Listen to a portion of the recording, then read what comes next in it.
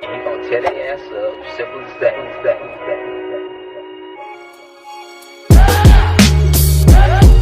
You're listening to Life Lessons with Miss L, a podcast to teach you life lessons you never learned in school. All right, welcome to the very first podcast of Life Lessons. If you've had me before as a teacher, you know that I like to do these kind of the things they don't teach you in school, right? How do you fill out a resume? How do you do your taxes for the first time? How exactly does a credit card work? And this is something that I've been doing for a while with my students, and I would have kids say, this is one of my favorite things that you did. I enjoyed it so much. I wish I could listen to them again. And I've had kids bring up, why don't you just do a podcast? And I always thought, no one would actually listen to it. And I've had kids say, actually, I would. And so here we are testing this out, the very first episode. And if it goes well, then we'll continue it. And if it doesn't, then I'll cry in the corner tonight about it, and it won't be a big deal. So let's start with one of my most favorite topics is great jobs that you can have without going to college. Now, let's first talk about the cost of college and college as a whole. So to go to ASU, it is about $10,000 to $11,000 per school year. Okay, so if you go for 4 years, that means by the time you graduate, you're anywhere from $40,000 to $44,000 in debt. That's just to go to school. That's not, are you going to eat food? That's not, are you going to live somewhere? Are you going to buy clothes? What about your textbooks? That's just to get the education. Now, I don't want you to think that I hate colleges or I think college is a sham. I went to college, right? I went to ASU. I graduated, top of my class. I think college is a great experience. But it's not for everyone. And we've gotten into this idea that you have to go to college. And if you don't go to a college, you're an effing loser. And I just do not agree with that idea. So going in through talking about more about how colleges cost, UCLA is $14,000 per year. To go to Grand Canyon University here in Arizona, it's $16,000 per year. Kansas University is $26,000 per year. Colorado State is $27,000 per year. So that means that by the time you graduate, you could be over $100,000 in debt. Depending on where you live, you can buy a condo for that much. And depending on what you're getting your degree in, this may not be a very smart financial move for you. Now, what I want you to get out of this is that you can have a successful job and not go to college. College is not for everyone, and that's okay. We somehow have gotten into this idea that if you don't go to college, you're a loser and you're not going to be successful in life and you might as well be poor. And like, what are you, stupid? And I just do not agree with that whatsoever. I think college is great for some people, but it's not meant for everybody. And we really need to get away from this idea of like, everybody should go to college and everybody has to go to college. And with that being said, you can still have a nice house, lots of money, go on cool vacations, buy toys, do all that things without going to college. But there's one thing that every single person still has to do. And that is you have to be willing to hustle and do work. No one is going to just like pay you to sit on your butt and just exist, okay? And if you find that job, please call me because I'm quitting today to go get that job. You have to be willing to work and actually put in work to get forward in life. Now, if you're like, but miss, money doesn't buy you happiness. You know what, Buttercup, you're right, but I would way rather cry in a Jaguar than I would in a cardboard box, okay?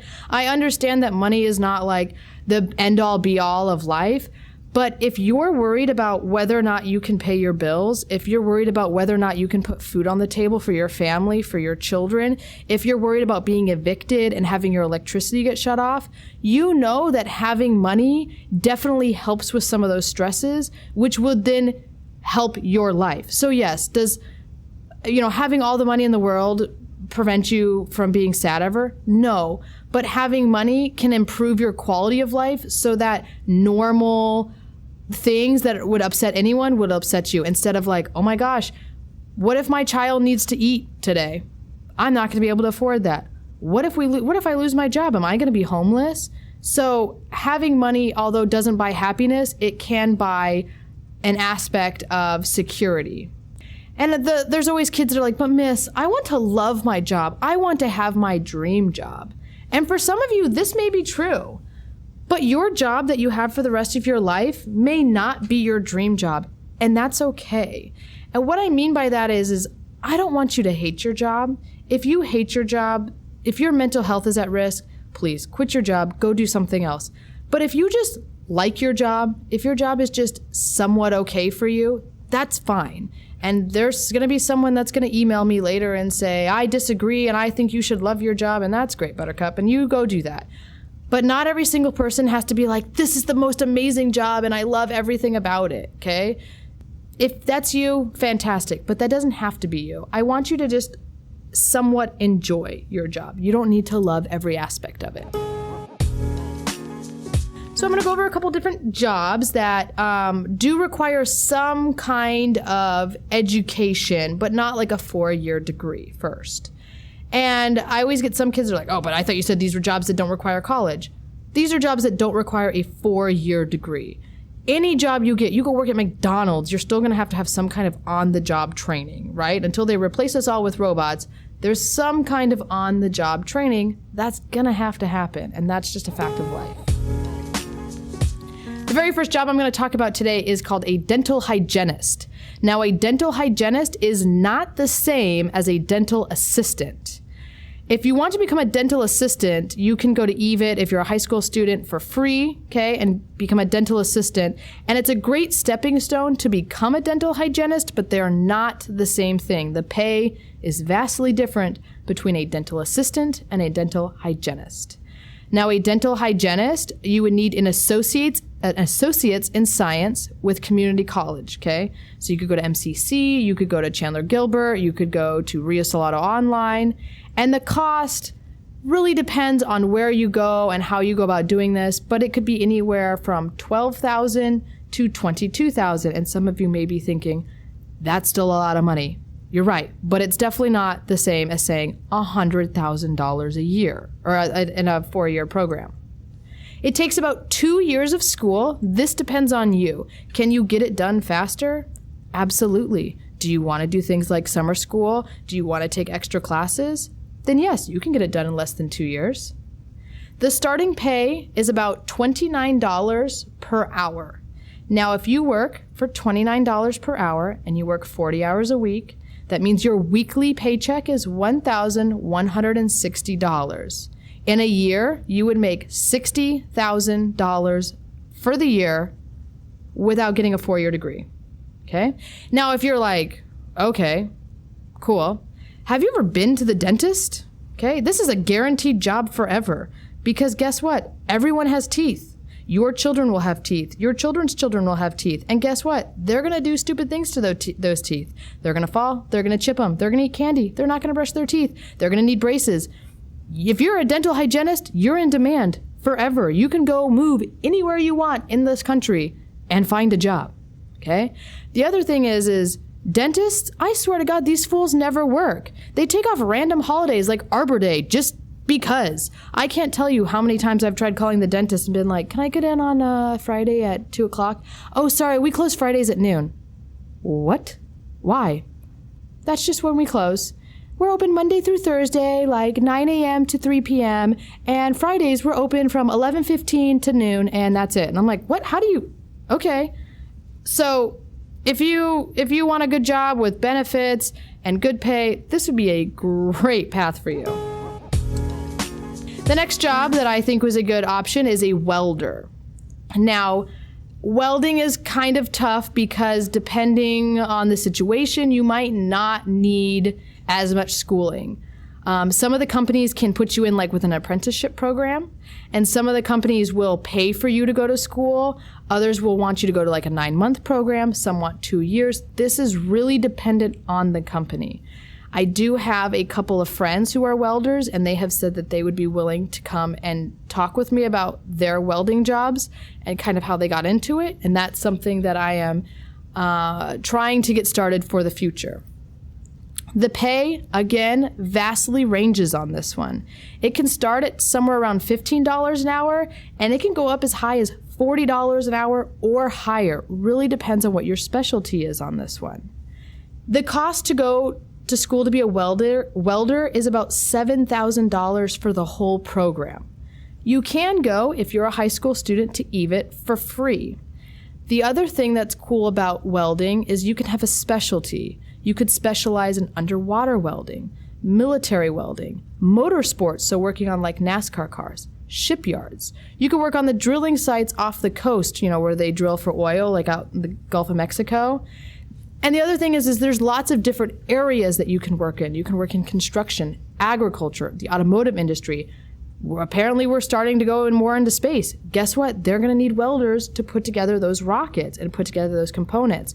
So this is a very good field to get into. A plumber. Now, I always get kids that kind of laugh and chuckle at me when I say a plumber, but a plumbing job is a great field to get into. It's about $4,000 to go to school if you're going to go to a community college. So that's MCC, Chandler Gilbert, whatever local community college is in your area. It takes about 1 year of school. Really depends on the program that you're in. EVIT, again, also is a program for free to high school students, and their program takes 2 years. The pay depends on where you are and what exactly you're doing, but you can start anywhere from $35,000 to $40,000 a year, and there are plumbers that make over $100,000 a year after a while. You're not going to make that right out the gate, but you can work up to that. It's a guaranteed job forever because guess what? Everyone needs a toilet. Everyone needs to shower. Everyone needs water fountains, businesses, residential. These things exist, swimming pools. You could be working for a construction company, okay? You could be going in and assembling pipes. It's a very hands-on job. You could be installing, inspecting, maintaining pools at hotels. You could be traveling and visiting different hotels all around the world and being their head plumber. Now I'm going to go through and talk about a couple of jobs that literally just require you graduate high school, the bare minimum. They don't require any further schooling. They are just going to have on-the-job training, and you can just buckle in. The very first one is a police officer. To become a police officer, you need to graduate high school. That's it. And pass their physical test. Depending on the city that you want to get in with, they have different physical requirements, but that's all you have to do. Pass the physical test, graduate high school. The pay, again, depends. But it's about $45,000 to start, and you can, if you're climbing the ranks, if you climb up to becoming a detective, you could be making anywhere from $85,000 to $100,000 a year. This, again, depends on the city. This depends on if you get further education, like if you take trainings and climb that career ladder. Not everyone wants to do that. That's totally okay. The next one, you can become the President of the United States. The only requirements to become President of the United States is you must be 35 years old, you have to be a natural-born citizen of the United States, and you have to have lived in the United States for 14 years or more. That's it. And you need to get elected, right? And I always get kids that argue with me about this, and they say, that's not true. All these presidents have gone to college and blah, blah, blah, blah, blah. True, you're right. All these presidents have gone to college. But you don't have to. You just have to get elected, which is easier said than done. Now, the pay for presidency is $400,000 per year forever. You will make $400,000 per year for the rest of your life, which that's kind of interesting. I have some issues with that, but that's for a story for another day. A correctional officer. So, no school, again, is required past high school. You can make anywhere from $35,000 to $65,000 per year. And again, it's a guaranteed job forever because we are going to keep locking people up. We are going to keep throwing people into prison. You could work in a maximum security prison, or you could work in a little more low-key prison. The types of things that you would do as a correctional officer are things like do a head count of prisoners, take attendance basically. You're going to construct searches. You're going to make sure, is everyone in their cells the way they're supposed to be? Are they all where they're supposed to be? Are they doing what they're supposed to be? The next job that I'm going to talk about is a millwright. Now, a millwright installs and assembles large industrial machines. They work in power plants and manufacturing companies. They design, build, and maintain all those huge machines. Okay, so if you like putting together puzzles, models, if you like puzzles and like working with your hands and trying to figure things out, this is a great job for you. The average median pay is about $28 per hour. To give you a little math, if you did a 40-hour work week, you would make $1,120 per week, or about $58,000 per year. And again, there is no school required past high school. They might want you to take some safety classes because you're working with these huge machines, but that could be anywhere from a couple weekends in a classroom. They might send you somewhere to go get like a training 6 weeks in California. Who knows? Remember though, all these jobs will require the same thing. They are going to require that you do some work, okay? No one is going to pay you $180,000 a year to sit and just exist. And again, if you have found that job, please call me, please tell me, and I would love to know about it. So if you have any other ideas of life lessons you'd like to see, if you've been a former student of mine, please let me know. Share this podcast with your friends, give it a like, subscribe, I don't know, all the things these YouTube kids say. Do whatever it is you got to do. Thanks for listening.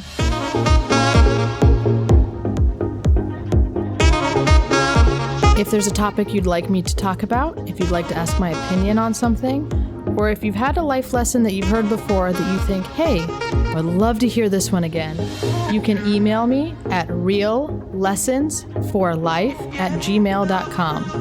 That's reallessonsforlife@gmail.com.